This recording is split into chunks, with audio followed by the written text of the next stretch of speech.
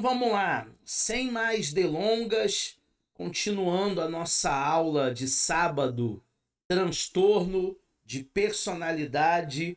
O que nós vimos na aula de sábado presencialmente?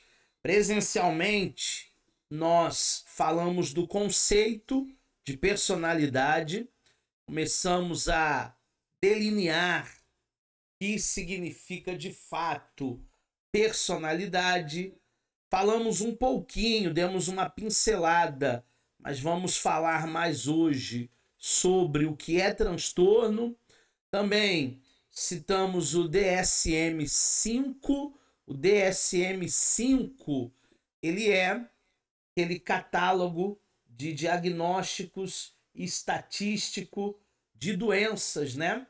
Doenças. Deixa eu só colocar essa tela aqui para não atrapalhar vocês. Agora acho que não atrapalhei.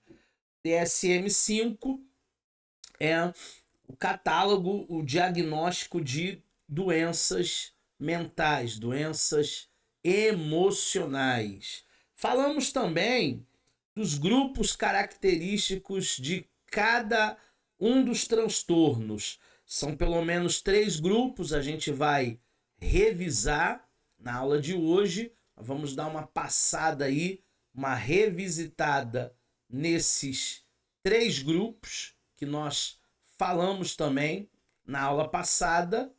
E ainda vamos finalizar os grupos que não vimos. Falamos do paranoide, falamos do esquizoide, falamos dos esquizotípicos e falamos do antissocial, que não tem a ver muito com o senso comum quando se fala aí de um grupo antissocial. Não tem muito a ver com o que o senso comum fala sobre ser uma pessoa antissocial. Mas é bom explicar, é bom rever nessa aula para que você possa sim ter esse conhecimento completo de tudo aquilo que nós iremos falar na noite de hoje. O que nós vamos falar na noite de hoje? Na noite de hoje nós vamos falar do transtorno, ou melhor, da diferença, né, que eu fiquei devendo, da psicopatia e da sociopatia. Nós até fizemos um recorte, mas foi muito rápido. A gente vai falar aqui das semelhanças e diferenças do psicopata e do sociopata. Também vamos falar dos transtornos que ficaram faltando: o histriônico, narcisista, o borderline, o evitativo, o obsessivo compulsivo, o dependente. E a diferença de transtorno, já no finalzinho da nossa aula, nós vamos falar, né, sobre a diferença de transtornos e traços. Foi até algo que o pastor André enxergou lá na aula, alguns traços, mas será que você tem o transtorno de personalidade? O que é o transtorno? O que é o traço? É o que a gente vai falar daqui a pouco. E para finalizar a nossa aula, nós iremos falar sobre os tratamentos. Como é que se pode tratar esses problemas emocionais, esses transtornos emocionais? Existe tratamento? Será que tem como tratar essas pessoas? Nós vamos também ver essa noite. Deixa eu só aceitar aqui 2 alunos que estão esperando para ingressar na nossa videoaula. Aceitei. Vai entrar aí a Érica, vai entrar aí o Paulo Malta, o Wellington também está entrando aí. E eu acho que bastante gente está chegando aí na aula de hoje. Então, muito bem-vindos todos que já estão ao vivo com a gente pelo Zoom. Essa é uma aula de psicanálise clínica da FASTEF, do Instituto Humaniza. Essa turma é a turma de Caxias, que está estudando com a gente, mas eu convidei também outras pessoas para aprender um pouquinho sobre transtornos de personalidade. Bem-vindo, Paulo Malta. Bem-vinda, Érica. O Wellington ainda está entrando, a Kate está aí, a Joelma, o Axley, e daqui a pouco mais pessoas irão chegar. Mas vamos ao que interessa. O que interessa, professor Eduardo? Nós entendermos os transtornos. Quais são os transtornos? Nós temos 3 grupos: os excêntricos, aqueles de pensamento e comportamento dramático, e também os ansiosos e medrosos. Dos excêntricos, nós já vimos na aula presencial o paranoide, nós já vimos o esquizoide e nós também já vimos o esquizotípico. Então vimos na nossa aula presencial esse grupo dos excêntricos, que são consideradas aquelas pessoas diferentonas, né? Quem é o excêntrico? O excêntrico é o diferentão, aquele que se veste de uma maneira diferente, aquele que se porta de uma maneira diferente. Ele não é uma pessoa peculiar. Os excêntricos geralmente são os diferentões. Hoje nós vamos ver o segundo e o terceiro grupo. O segundo grupo é o grupo do pensamento e comportamento dramático. Nós já vimos o antissocial, mas ficou faltando o borderline, o histriônico e o narcisista. Então hoje nós veremos aí o histriônico, narcisista e o borderline desse grupo aí dos dramáticos. Existem pessoas que adoram fazer um drama. E ainda o grupo dos ansiosos e o grupo dos medrosos. Nesse grupo, nós temos os evitativos, os dependentes e os obsessivos compulsivos. Lembrando que os obsessivos compulsivos, eles estão no mesmo, ele é o mesmo transtorno, né? Estão no mesmo grupo, mas são o mesmo transtorno. O obsessivo é também o compulsivo. E estão no grupo aí dos ansiosos, dos medrosos, juntamente com os evitativos, juntamente com os evitativos, deixa eu aceitar o Araújo aqui, e também os dependentes. Vamos começar hoje falando daquela pergunta do pastor André e de outros alunos também. Acho que a Mary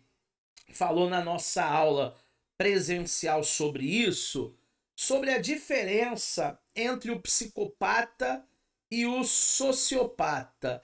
Porque existem pessoas que querem colocar tanto o psicopata, alguns psicólogos, alguns psiquiatras, querem colocar tanto o psicopata como também o sociopata ao mesmo nível. Parece que para muita gente é o mesmo transtorno, é a mesma coisa. Não é. É parecido, mas é diferente.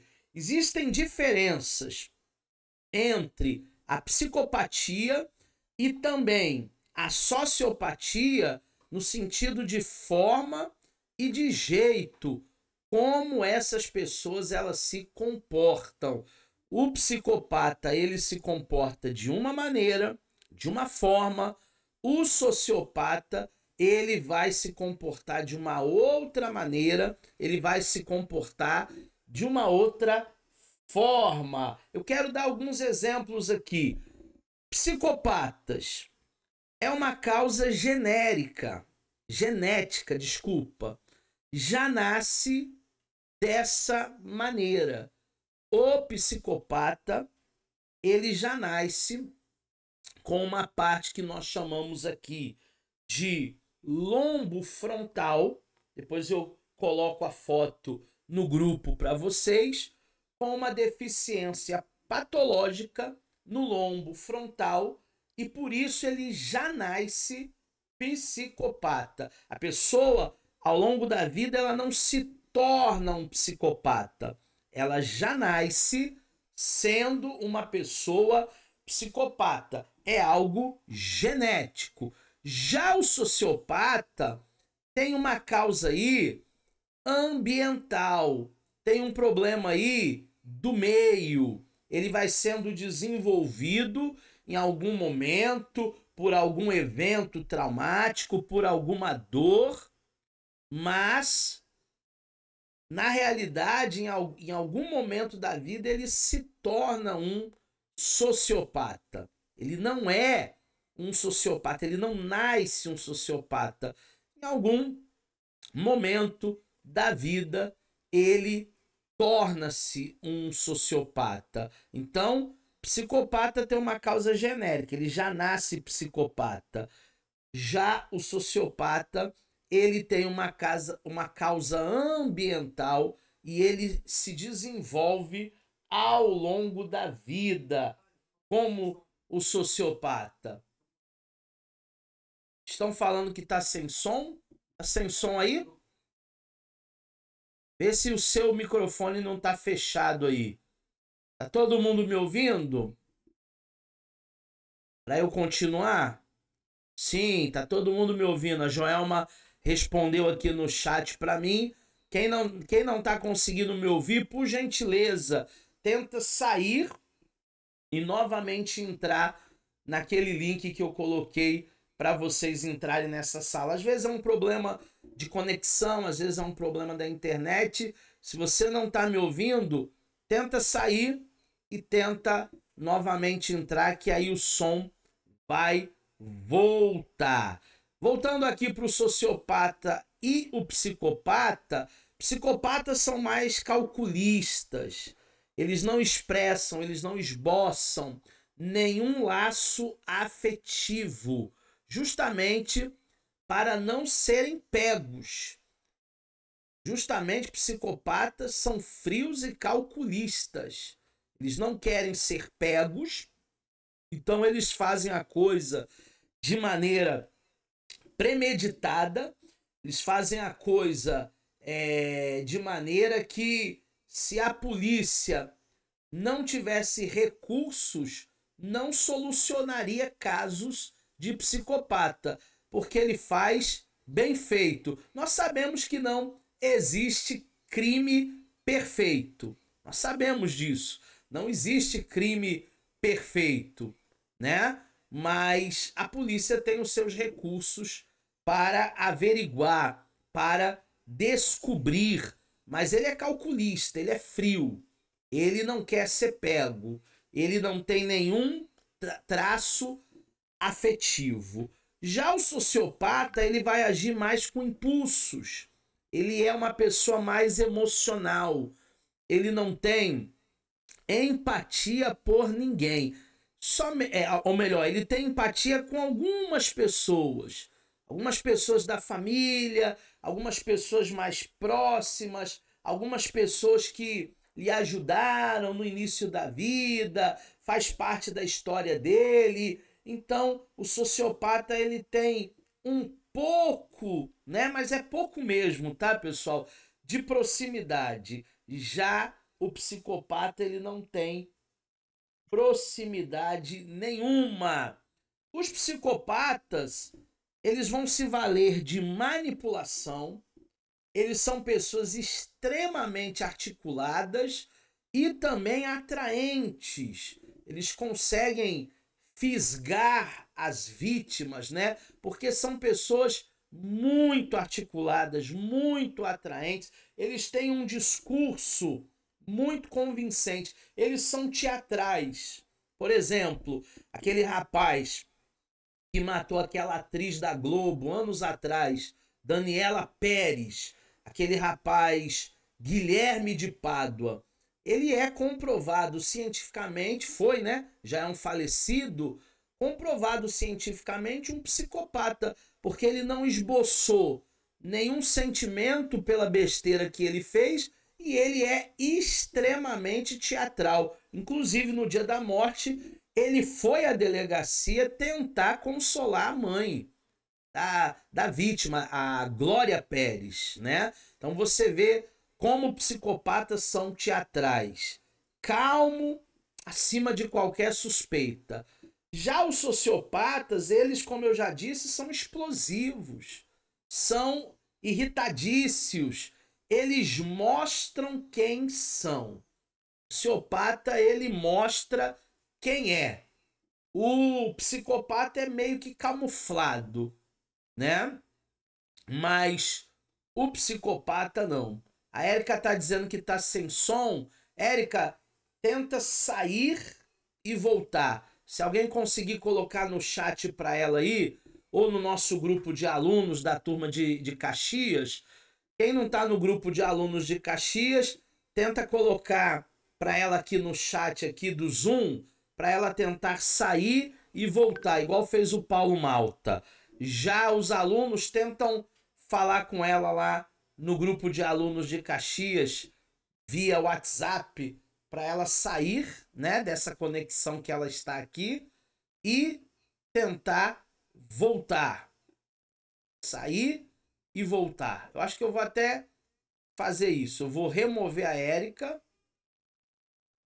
Vou tentar remover a Érica e depois ela entra novamente aí e nós aceitamos ela novamente. Então, o sociopata, ele é explosivo, ele é irritadício, ele mostra quem é, mas o psicopata, ele é manipulador, ele é teatral, ele é atraente, ele é calmo, acima de qualquer suspeita. O sociopata estão nas melhores rodas aí, nas melhores famílias, e ninguém suspeita que ele seja um psicopata. Temos ainda o tratamento, né, no sentido de cura. Os psicopatas, eles não têm cura ou tratamento. Seria um nível mais agudo dessa doença psíquica, desse transtorno. Já o sociopata, ele pode ser controlado com medicamentos. É um nível mais leve. Eu costumo dizer que o primeiro nível é o nível da sociopatia. E um nível mais hard, mais agudo, é o nível da psicopatia. Portanto, todo psicopata foi um sociopata, ou ainda é, mas nem todo sociopata é ou vai se tornar um psicopata. Eu acho que deu para vocês entenderem esse recorte que nós fizemos sobre a diferença dos sociopatas para os psicopatas. Então agora nós já vamos entrar em matéria nova, porque na aula presencial nós vimos os esquizoides, os antissociais, os esquizotípicos e os paranoides. E eu parei justamente aqui, ó,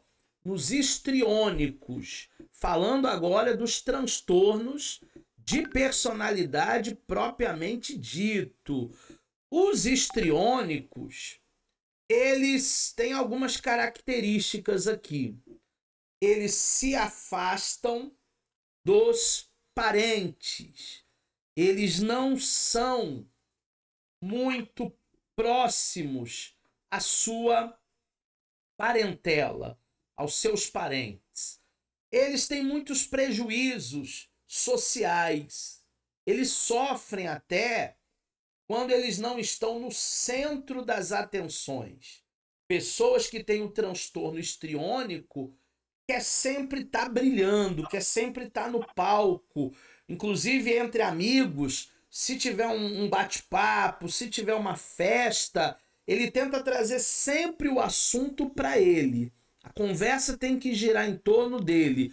Quando ele vê que a conversa saiu da pessoa dele, da audiência dele, ou ele sai de perto, ou então ele tenta novamente conduzir os amigos a voltarem a falar dele. Interessante que ele tem que estar no centro das atenções sempre. Faz piada, fala alto, chama atenção, ele quer ser visto. Em um grupo tem sempre um piadista, tem sempre alguém que quer chamar mais atenção, tem sempre alguém que quer ser visto. Pode ser um histriônico, pode ter aí uma personalidade, um transtorno de personalidade histriônica. Eu não estou dizendo que todo mundo que é piadista, que fala alto, tenha o transtorno. São traços, que daqui a pouco a gente vai entender o que é o traço, e todos nós, em algum momento, temos alguns traços, o que seja o traço, o que é o traço, e o que na verdade é o transtorno. Daqui a pouco a gente vai explicar melhor. O histriônico tem necessidade de sobressair. Seu humor é instável. Ele não é estável, ele é instável. Tem hora que ele tá muito bem, tem hora que ele tá muito mal. Então ele é estável, ele tem essa instabilidade. Busca sempre vantagem. Já viu aquela pessoa que está sempre buscando se dar bem? É o histriônico.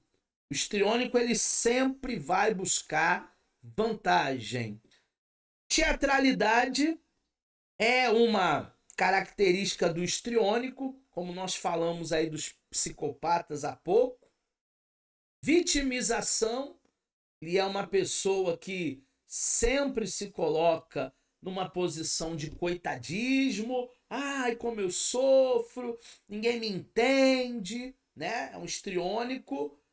Sugestionabilidade, ele está sempre sugerindo algo para alguém. Já viu aquela frase clássica? Eu, se fosse você, faria isso. Ainda bem que você não sou eu, e ainda bem que eu não sou você.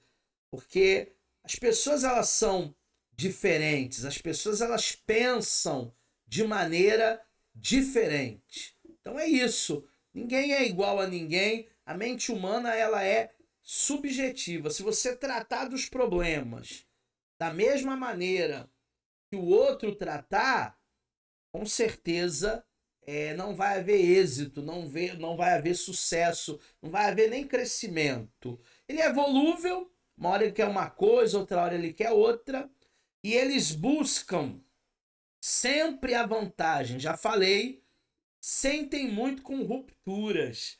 Engraçado que o histriônico, ele é tão dramático, ele é tão teatral, que ele vai sofrer muito com rupturas, mesmo que pessoas não sejam tão íntimas dela.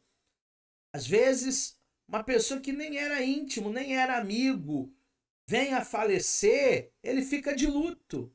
Ai, eu gostava tanto dela. Né? Às vezes uma pessoa se muda para outra cidade, para outro país, e ela sofre com aquela mudança, mas a gente que está de fora fica pensando assim, nossa, ele está sofrendo demais, ele não era nem amigo, não era nem íntimo. É uma característica de um transtorno de personalidade histriônico.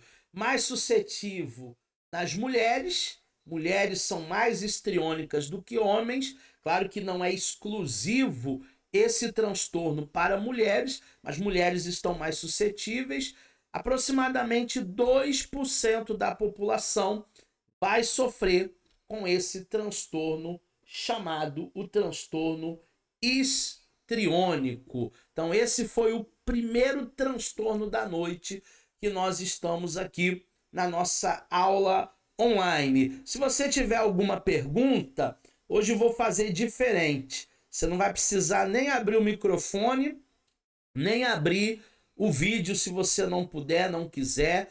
O próprio Araújo está chegando do trabalho, está dirigindo. Então não tem nem como ele abrir a câmera. Mas hoje eu vou fazer diferente. Se você tiver alguma pergunta para a aula, né, para o assunto que nós estamos debatendo, coloca lá no chat, porque aí eu vou ler o teu chat aqui no momento mais apropriado para não perder a linha de raciocínio. Eu vou lendo o teu chat e eu vou tentando responder todas as perguntas ao vivo. Tem um botãozinho aí embaixo do teu aplicativo aí que tá escrito assim, chat, né? É um balãozinho aí. Então você clica ali no chat, faz a tua pergunta que eu consigo ler aqui. O segundo transtorno é o borderline.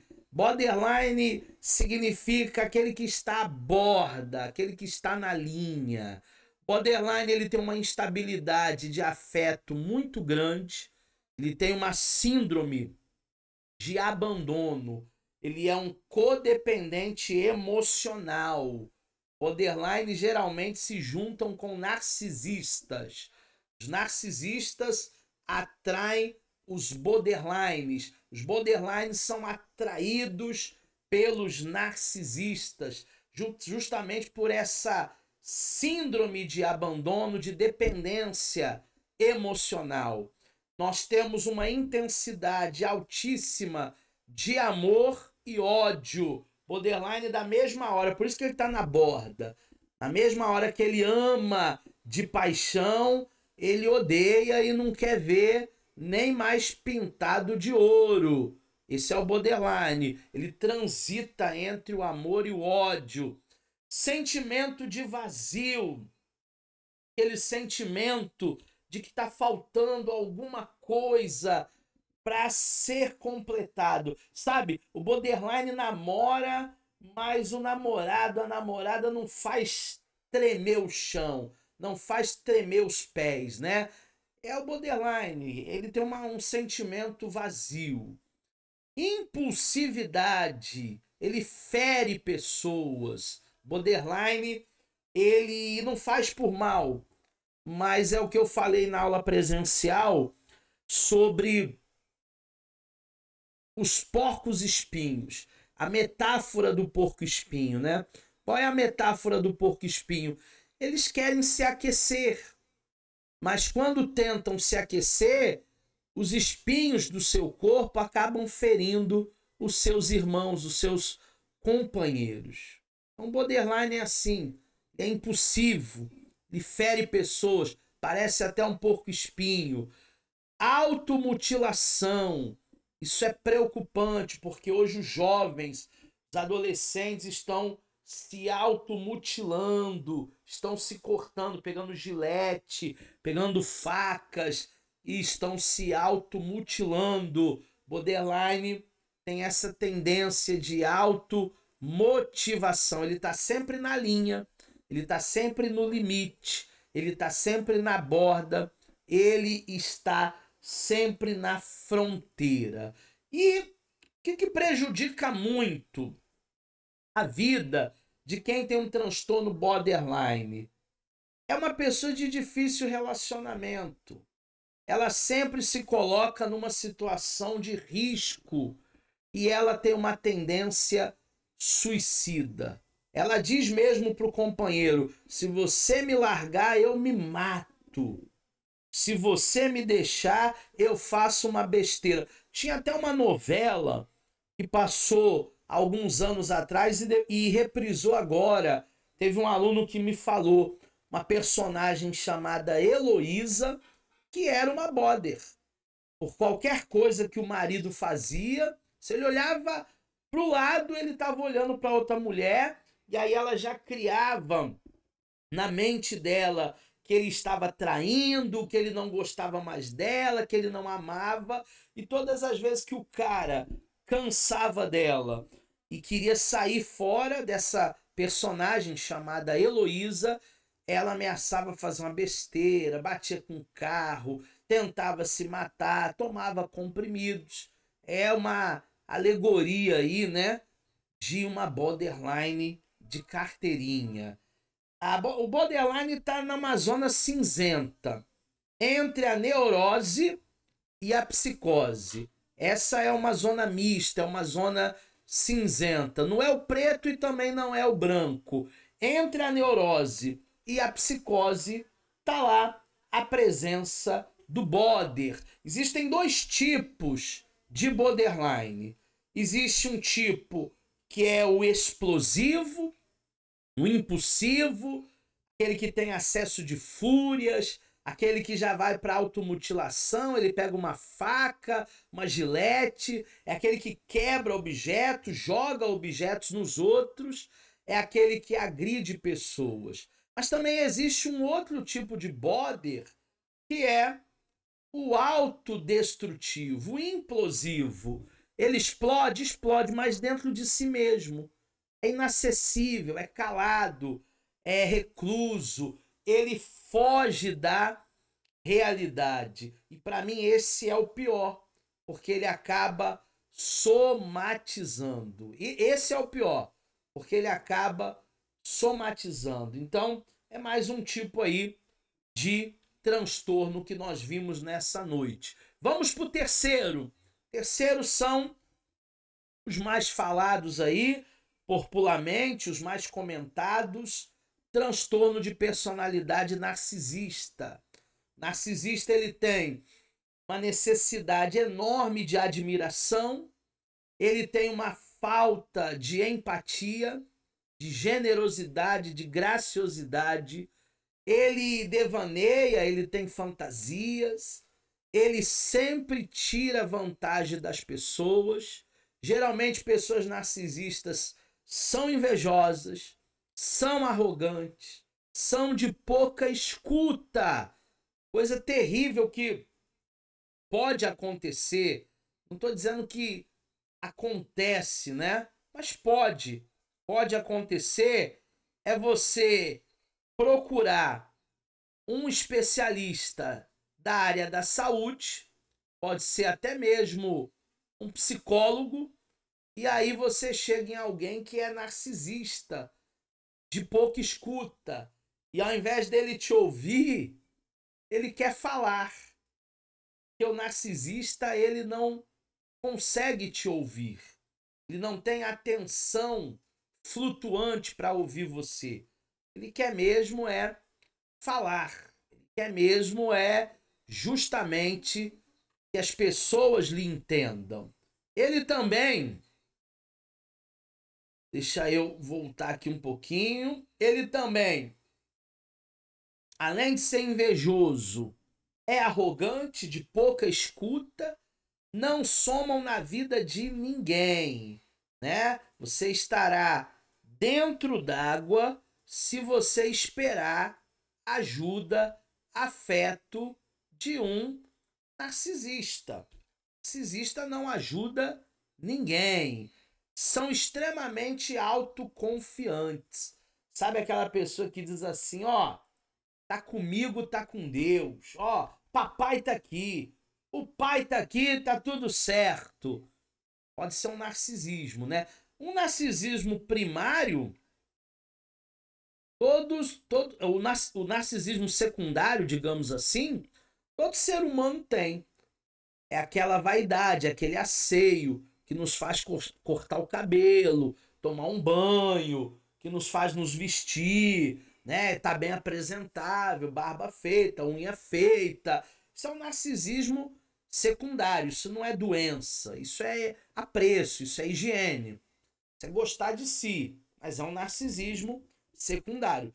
Já o narcisismo primário, aí, meu amigo, é todos esses traços aí que eu acabei de falar para vocês nesse terceiro transtorno de personalidade da noite. Você tem alguma pergunta? Coloca lá no site, no chat, né? Estamos no Zoom ao vivo, são pontualmente 20 horas e 37 minutos. 20 horas e 37 minutos. Estamos falando nessa aula de hoje dos transtornos de personalidade. Já vimos o borderline, já vimos o narcisista, já vimos o histriônico e agora chegou o momento da gente falar do evitativo. Quem é o evitativo? É aquele que fala assim, ó, eu não quero nem lembrar, eu não quero nem ver. Ele tem uma inibição social, ele tem um sentimento de inadequação, ele tem uma hipersensibilidade, faz tempestade num copo d'água. Avaliações de um evitativo geralmente são negativas. Ele é uma pessoa extremamente reservada. Ele se preocupa demais com as críticas. Você quer matar um evitativo, critica ele. Ele tem sentimentos persistentes, aquilo que não sai da cabeça, aquilo que fica ali ruminando, ruminando, ruminando. Ele tem restrições a um estilo de vida, restrições no estilo de vida, né? Muitas coisas ele não come porque ele não quer engordar, porque ele não quer passar mal. É o evitativo. Ele evita. O que ele puder evitar, ele evita. Existem pessoas que têm um transtorno. Esse transtorno é o transtorno de personalidade. Temos ainda o dependente. O dependente, ele necessita excessivamente de cuidados. O dependente, ele é uma pessoa que não tem autoconfiança. Todo ser humano precisa ter autoconfiança. Todo ser humano. Claro que essa autoconfiança não pode ser para você se estribar no teu próprio entendimento. Mas o excesso dessa autoconfiança faz com que a pessoa se torne arrogante. E a falta dessa autoconfiança faz com que a pessoa se torne dependente. Aqui na figura você está vendo uma pessoa extremamente dependente se rastejando aos pés do cara, e o cara talvez não tá nem aí. Ele tá bonitão ali, ó, vestido para trabalhar, ele vai ver a sua agenda. O dependente tá ali se rastejando.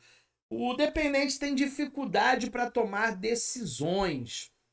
Eu vi até uma série esses dias que tinha um professor, se eu não me engano, ou de história ou de filosofia. E esse professor, ele não conseguia tomar nenhum tipo de decisões. Ele sempre estava esperando a opinião alheia, esperando a opinião do outro, submisso ao extremo. Pessoas dependentes são extremamente submissas. Parece um cachorrinho. Precisam de muitos conselhos porque não tomam decisões. Tem medo de se posicionar, tem medo de falar, tem medo de serem mal interpretados, né? Ah, eu não vou falar isso não, porque vão me interpretar mal. Após um término de namoro, de casamento, de relacionamento, buscam outro imediatamente. Eles não conseguem ficar sozinhos muito tempo. E a solitude é tão boa. Não é a solidão, né? É a solitude. Você se gostar, você se amar, você dar atenção para você. A solitude é tão boa. Mas tem pessoas que não curtem de maneira nenhuma. Principalmente o dependente. Relutantes em fazer exigências. Eles são relutantes no tocante a fazer exigência. E às vezes até o patrão, a patroa, o chefe vai abusar, vai escravizar, porque ele não faz exigência. Ele não diz quanto quer ganhar. Ele não fala das suas melhorias no local de trabalho, né? As suas exigências, o que poderia melhorar no local de trabalho. Ele não fala nada disso. Por ele não falar absolutamente nada sobre isso, ele se torna alguém, às vezes até explorado. Temos mais um aqui que é o obsessivo compulsivo. Ele tem uma preocupação extrema com a ordem, ele é um perfeccionista de carteirinha, ele é um controlador inflexível, ele reluta em trabalhar com outras pessoas, ele tem problema de trabalhar em equipe. São pessoas rígidas, extremamente rígidas. São pessoas teimosas, extremamente teimosas. São devotados ao trabalho, são pé de boi. Acordam no trabalho, dormem no trabalho. Têm dificuldade para delegar. Geralmente, o obsessivo compulsivo, ele não consegue delegar para o seu time. Ele acha, ele pensa que consegue fazer tudo sozinho. E jamais, né? Por melhor que eu seja, por melhor que você seja, a gente não tem capacidade, a gente não tem condição de fazer as coisas sozinhos. Nós não temos.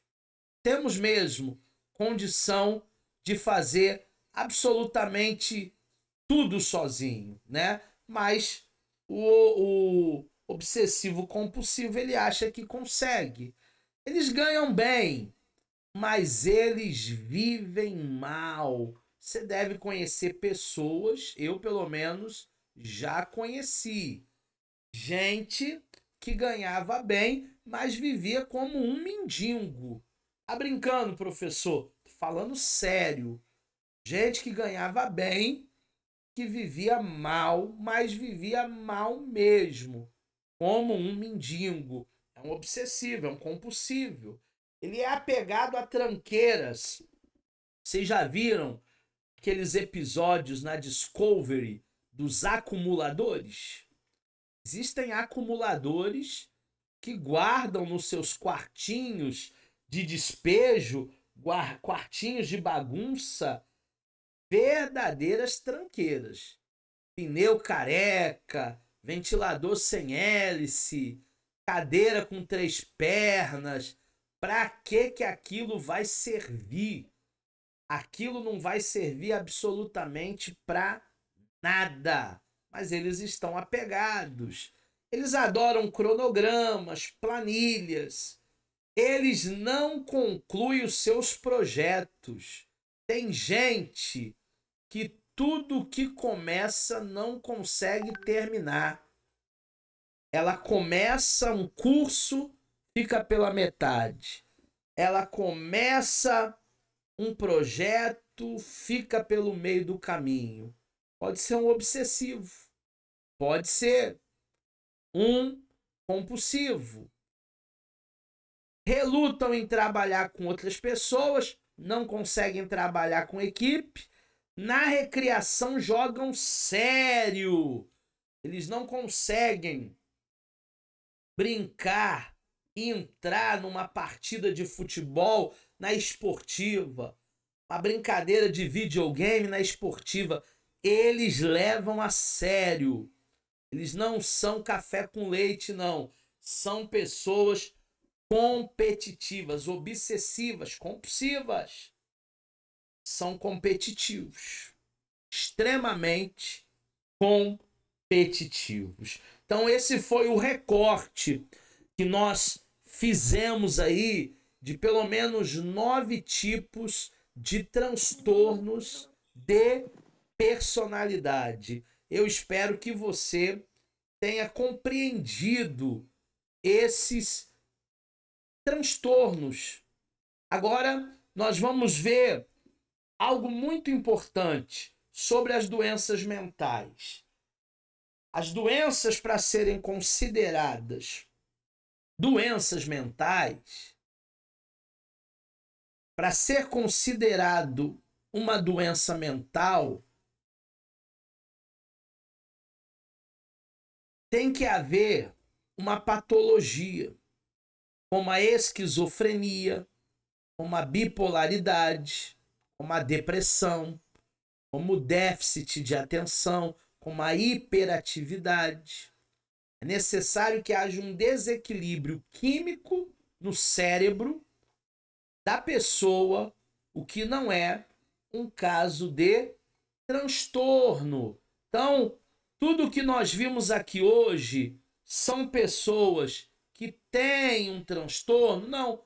Para ser um transtorno de personalidade, tem que ter um checklist em vários traços daquele que eu falei.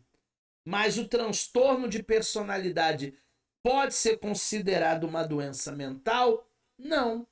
Porque para ser uma doença mental, tem que ter um desequilíbrio químico no cérebro. Uma esquizofrenia, uma bipolaridade, uma depressão, aí sim é considerado uma doença mental. Mas então, professor, o que são transtornos? Já que o senhor vem falando aí, trabalhando desde o início da aula, o que são transtornos? São padrões de pensamentos, são padrões de comportamentos desenvolvidos pelo indivíduo. Todos nós temos alguns traços, algumas características, mas não chega, né, a ser um transtorno. O transtorno, ele é um padrão. A pessoa vai viver daquela maneira. É um padrão de comportamento. Ninguém vai conseguir mudar, ninguém vai conseguir transformar aquela pessoa. O traço não. O traço todos nós temos ou um ou outro traço. O problema não é o traço de personalidade. O problema é o transtorno de personalidade. Qual é a principal diferença? A principal diferença entre o traço de personalidade e o transtorno de personalidade é a gravidade, é a consistência. Se isso está prejudicando você, então realmente é um transtorno. É um padrão de comportamento? Está prejudicando outras pessoas que convivem com você? Se está prejudicando outras pessoas que convivem com você, é um transtorno. Está prejudicando você? Está grave? Está sério? Tá hard? Tá tenso? É um transtorno. Não. Não tá grave. Não tá hard. Tá suave.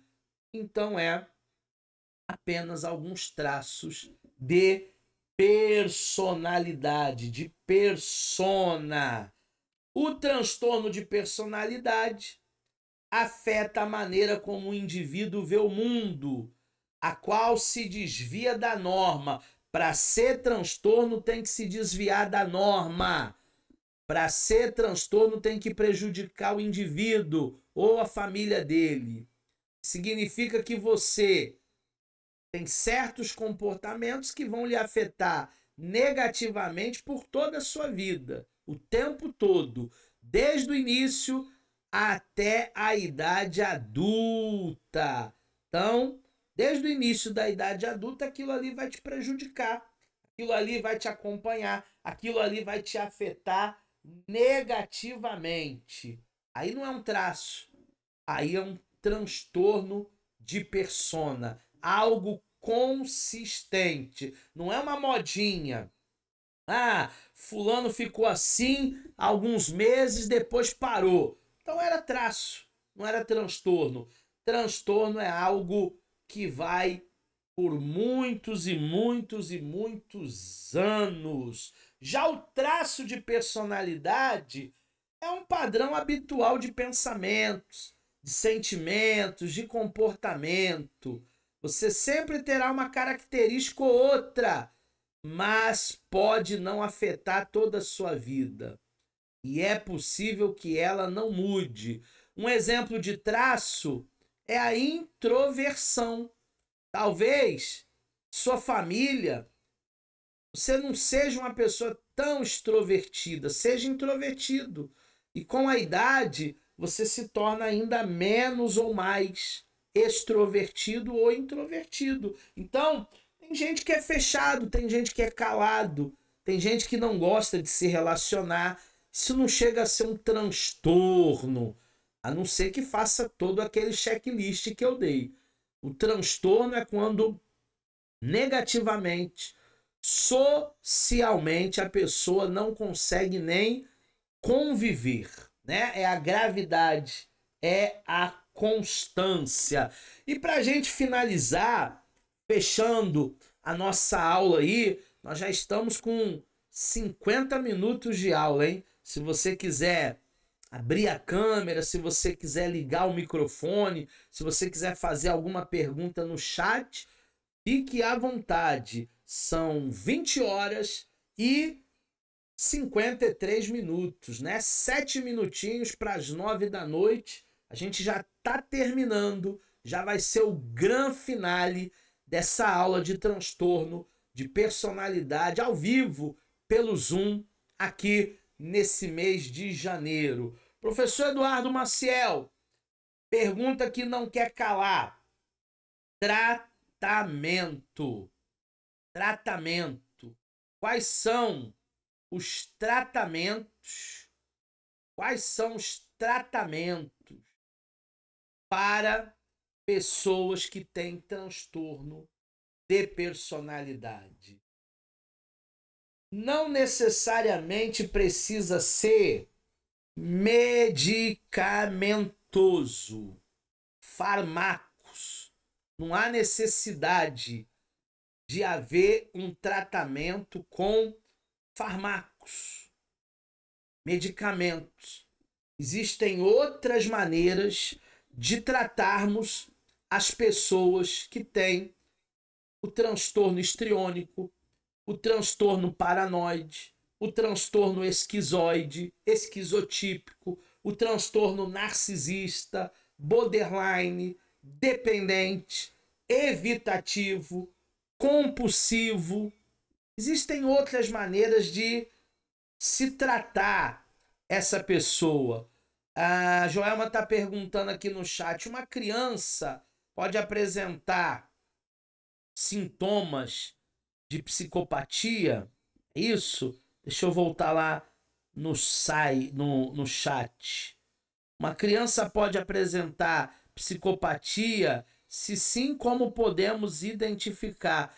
Justamente, Joelma, por aquelas características que eu dei no início da aula, fazendo a diferença do psicopata e do sociopata. Uma das características mais latentes, mesmo sendo criança, dá para se identificar. Obviamente, ao longo dos anos isso vai ser comprovado, mas é a criança que não tem sentimento por nada, nem ninguém, nem pela dor alheia. Por que dá para identificar ainda na infância? Porque é genético. A psicopatia é genética. As pessoas nascem com um problema no lombo frontal. Já a sociopatia não, é o ambiente. É algum trauma, é alguma coisa que aconteceu na vida dela. Mas dá sim para ser identificado, para abrirmos um alerta aí com crianças que podem ser psicopatas. Dá sim. E a maneira de tratar,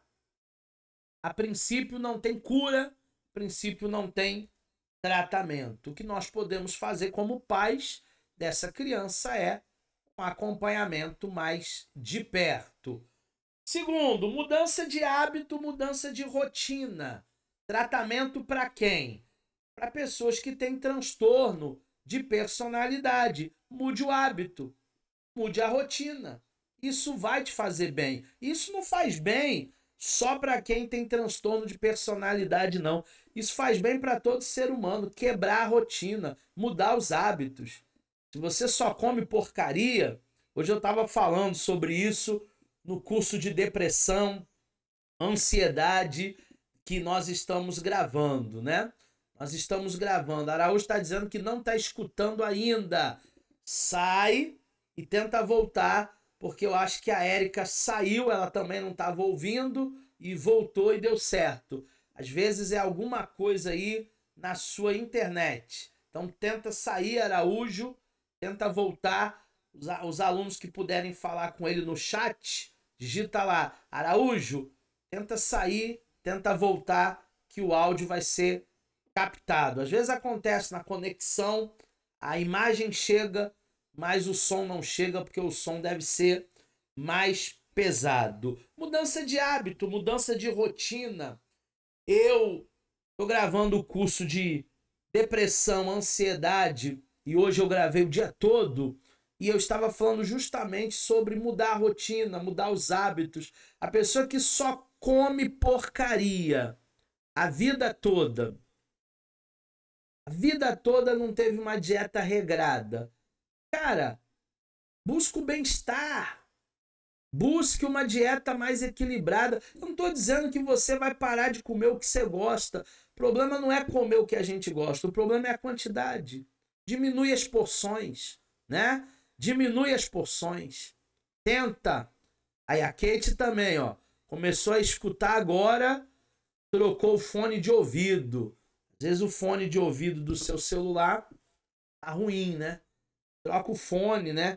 Conecta, desconecta, ativa o mudo, desativa o mudo, liga o vídeo, volta pro vídeo. São alternativas aí para a nossa tecnologia, né? Tenta sair, Araújo, e voltar. Tenta sair da sala e voltar. Caso contrário, vai ficar gravada essa aula de hoje. Então muda a rotina, muda os hábitos, muda para melhor. Terceira coisa, tratamento para pessoas que têm transtorno de personalidade. Enxergar o problema. Pior cego é aquele que não quer ver. Pior cego é aquele que não quer ver. A vida dele está desmoronando. Os amigos estão indo embora. Ele não consegue criar relacionamentos duradouros. Tá tudo indo de mal a pior, degringolando. E ele não faz nada para mudar. É hora de mudança, é hora de enxergar o problema. E a última coisa, para tratarmos pessoas que têm transtorno de personalidade, terapia, terapia, terapia. Terapia é para a vida. Terapia não é para hoje. Terapia é para a vida. Você começou a fazer as terapias, eu vou fazer só 40, que é a exigência do curso. Não faz isso com você, não. Continua mesmo depois do curso tendo o seu terapeuta de confiança. Eu tenho meu terapeuta de confiança. Eu continuo na minha terapia, já trabalho com psicanálise há alguns anos, mas de 15 em 15 dias eu tô lá no set terapêutico, porque ali é um lugar seguro, ali é um lugar onde eu posso descarregar todas as minhas cargas, todos os meus conteúdos recalcados, tá bom? Forte abraço, Axley. Obrigado por você ter acompanhado a aula praticamente toda desde o início. Obrigado, Érica, por ter conseguido sair e voltar com áudio mais satisfatório. Obrigado, Joelma, pela pergunta, pela atenção. Obrigado, Kate. Obrigado, Araújo, Paulo Malta, Wellington, todo mundo que entrou. A aula foi muito boa mesmo. Deixa o seu nome lá na lista de chamada no chat. Escreve lá o seu nome completo no chat para que a gente possa computar a sua presença. Tá bom, gente? Forte abraço para todo mundo. Eu vou, nos próximos dias, passar o trabalho para vocês dentro da apostila, dentro do conteúdo que vocês já têm. Tá bom? Ficamos por aqui. Essa foi a nossa aula de transtornos de personalidade. Um forte abraço do amigo de vocês, Eduardo Maciel, e até a próxima aula.